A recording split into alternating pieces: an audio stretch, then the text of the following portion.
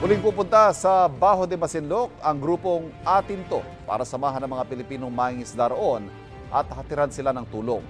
May unang balita si Joseph Moro. Nasa loob ng Exclusive Economic Zone o EEZ ng Pilipinas ang Bajo de Masinloc o Panatag Shoal. Pero ang mga mangingisdang Pilipino pahirapan makapasok doon dahil nakabantayan China Coast Guard at Chinese Maritime Militia vessels. Parang magnanakaw yung ating mga mangingisda. Binubuli ang ating mga mangingisda, kinukuha yung magagandang huli. Sa darating na linggo, pupunta doon ang grupong Atinto para samahan ang nasa 100 maliliit na bangka ng mga Pilipinong mangingisda at para rin mamigay ng supplies. Maglalagay din ang grupo ng mga boy o boya para simbolikong ipakita ang EEZ ng bansa. This is not a sightseeing mission or a sightseeing excursion to seek out Chinese marine vessels and or provoke them to attack us with water cannons.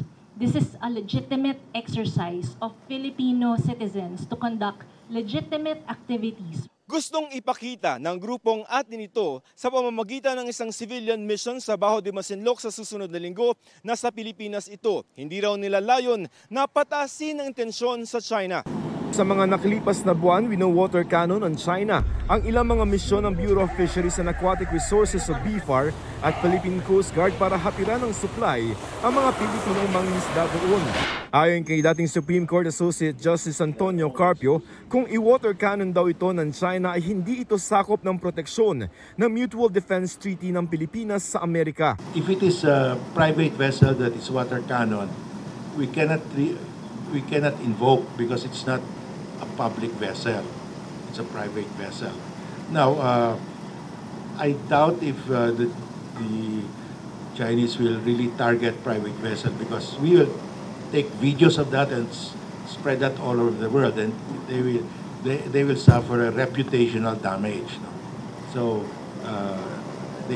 I doubt if they will go to that extent, although it may happen. Our mission will not be intimidated by China's violence and harassment in our own territory.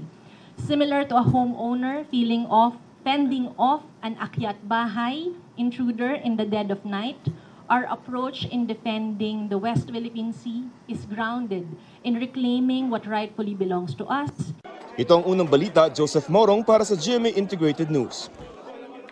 Kapuso, para laging una ka sa mga balita, bisitahin at mag-subscribe sa GMA Integrated News sa YouTube. Sa mga kapuso abroad, samahan nyo kami sa GMA Pinoy TV at sa www.gmanews.tv.